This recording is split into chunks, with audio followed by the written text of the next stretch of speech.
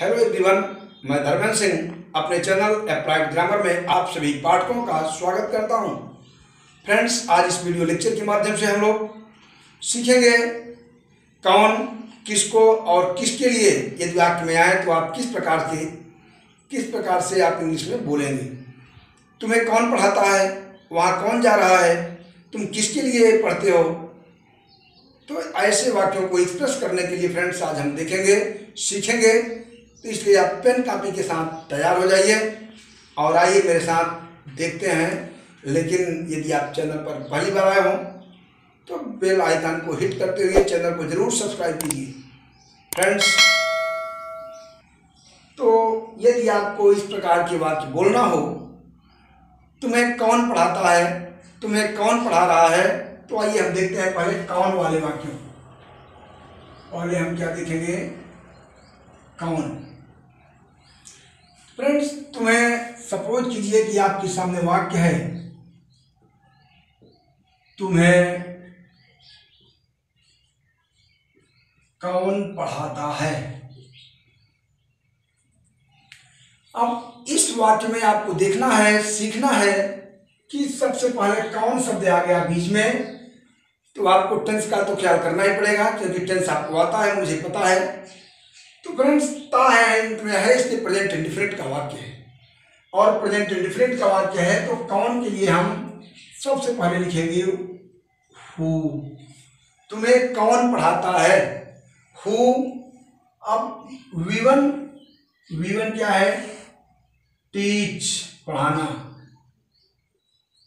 तो friends, who हमेशा एक वचन का कर्ता माना जाता है, सिंगुलर नंबर का सब्जेक्ट है, इसलिए टीच में क्या लगेगा, ईएस, क्योंकि ये प्रेजेंट इंडिफरेंट का रूल है।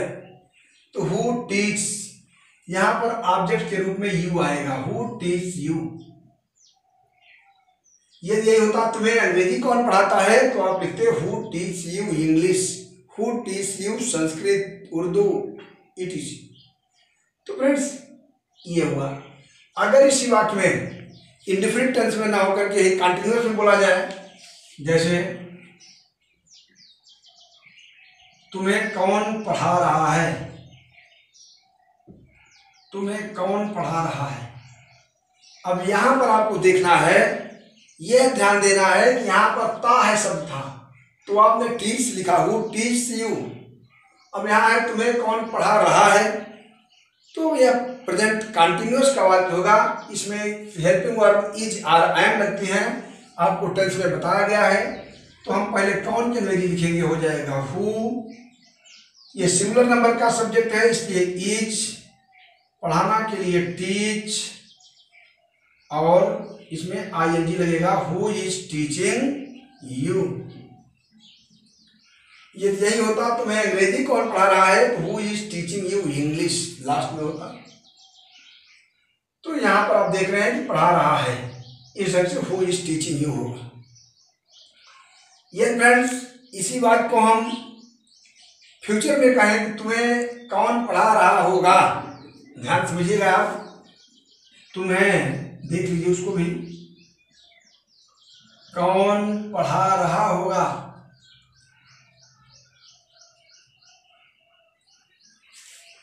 तो आप यहां पर क्या करेंगे, कौन के अंग्रेजी पहले लिखेंगे, who will be teaching you. अब यहां पर आप देख रहे हैं तीनों टेंस के वाक्य है। प्रेजेंट इंडिफिनिट में आपने लगाया टीच, यहां रहा है कंटिन्यूअस हो गया तो आपने लगाया इज, और यहां पर ये फ्यूचर कंटिन्यूअस का वाक्य है तो यहां पर लगाया will be, who will be teaching you. यहां पर मेरे कहने का से फ्रेंड्स है, जैसी स्थिति हो, सिचुएशन के अनुसार आपको बोलना है, तो हु का प्रयोग आप देख रहे हैं ढंग से किया जाता है।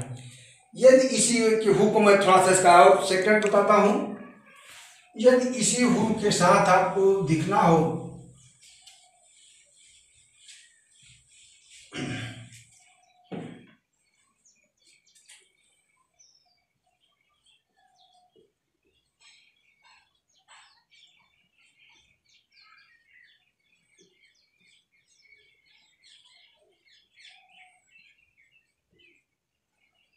आप देख रहे हैं कि आप लिखा है तुम किसे खोज रहे हो,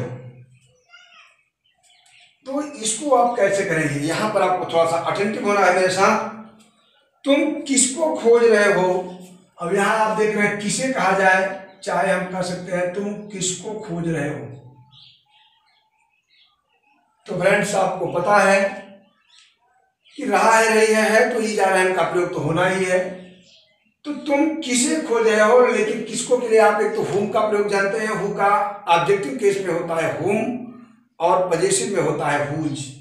लेकिन यहां पर आपको तुम किसे या किसको है अगर, तो आप इसको एक नया वर्ड देखिए। आप इसके लिए भी, ऐसे वाक्यों के लिए भी हु का प्रयोग करेंगे। तो आप क्या बनाएंगे, किसे या किसको के लिए हु। अब हेल्पिंग वर्ब लिखेंगे आर यू। खोजना की इंग्लिश होती है looking at. Look at means देखना या खोजना, सॉरी एट नहीं, excuse me, looking for, sorry. Who are you looking for, आप किसको खोज रहे हो। देखिए फ्रेंड्स, स्पोकन में प्रायः हुम का प्रयोग कम यूज किया जाता है। ट्रांसलेशन में आप बनाते हैं, स्पोकन में बोलेंगे तो गड़बड़ नहीं है, लेकिन जितना बेहतरीन एक्सप्रेशन मॉडर्न इंग्लिश में स्पोकन में आप हु का यूज करके बोल सकते हैं, उतना बढ़िया उसके ऑब्जेक्टिव और पॉजिटिव केस बने। इसलिए नॉमिनेटिव केस में आने वाले वर्ड हु को ही आप यूज करेंगे। तो तुम किसे खोज रहे हो या किसको खोज रहे हो, तो आज का जो मॉडर्न स्टाइल चल रहा है वो ये है who are you looking for. आपकी लुक फॉर मीन्स खोजना, सर्च करना, तलाश करना। तो यहाँ पर आप हु को लगा दिए किससे किसको के लिए। आपको एक मन में ये बात कौन रहा होगा आपके मन में कि आखिर किसे किसको को हुम होना चाहिए। तो फ्रेंड्स देख लीजिए उसको भी, वो भी कॉन्सेप्ट मैं आपको क्लियर कर देता हूं। अगर आप इसको करेंगे तुम किसको खोज रहे हो, इस कॉन्सेप्ट के हिसाब से अगर आप चलेंगे तो आपको लिखना होगा हुम। तुम किसे खोज रहे हो, हुम आर यू लुकिंग फॉर। ये भी वाक्य बिल्कुल सही है, हुम आर यू लुकिंग फॉर, लेकिन बेहतरीन स्टाइल में है आपको who are you looking for सही रहेगा। किसको खोज रहे हो ये बहुत बेहतर है। और एक चीज आपको और बता दें, हम इसी को आप इस शब्द इस तरह से भी लिख सकते हैं, तुम किसे खोज रहे हो, फॉर होम पहले लगा देंगे। फॉर होम किसके लिए, फॉर होम। अब आप हेल्पिंग वर्ब पूरा यूज कर देंगे, are you looking for.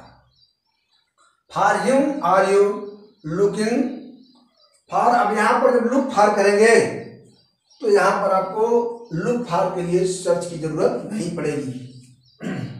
For whom are you, अब यहां पर फॉर को आपने पहले कर दिया है, इसलिए यहां पर फॉर नहीं आएगा, फिर केवल यही ये for whom are you looking. आप ध्यान समझिएगा कि जब होम का प्रयोग करके whom are you looking for, यही फॉर को अगर आप होम के साथ पहले लगा देंगे तो for whom are you looking, आप किसे खोज रहे हैं। तीनों का अर्थ फ्रेंड्स एक है, लेकिन मॉडर्न में आप इंग्लिश बोलने के लिए इंप्रेसिव स्टाइल में आप ये यूज करेंगे who are you looking for. आप इस प्रकार से भी या इन प्रकारों का भी यूज आप कर सकते हैं। तो हु और हुम हुआ।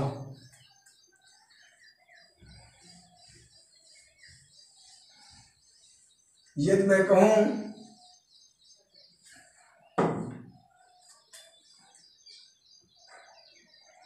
तुम किसे देख रहे हो, तुम किसे देख रहे हो।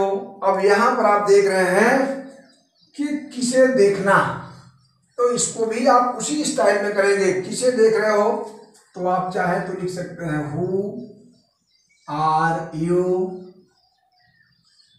देखना के लिए look at, looking at. Who are you looking at, समझ रहे हैं ना। तुम, क्योंकि लुक एट में देखना होता है, ये कंटिन्यूअस में है तो लुकिंग एट का प्रयोग करेंगे, who are you looking at. या आप इसको ऐसे भी कर सकते हैं उसी तरह से, तुम किसे देख रहे हो, for whom for whom are you looking, for whom are you looking, किसके लिए आप देख रहे हो, तो वही भाव हुआ। तो इस प्रकार से फ्रेंड्स इनको आप यूज कर सकते हैं। यदि ऐसे वाक्य आपको इंग्लिश में बोलने को मिले तो आप इस स्टाइल में बोलेंगे तो ज़्यादा इंग्लिश आपकी इम्प्रेसिव रहेगी। आइए हम आपको और कुछ दिखाते हैं। यदि यही वाक्य मैं आपसे कहूं, तुम किसको पढ़ाते हो,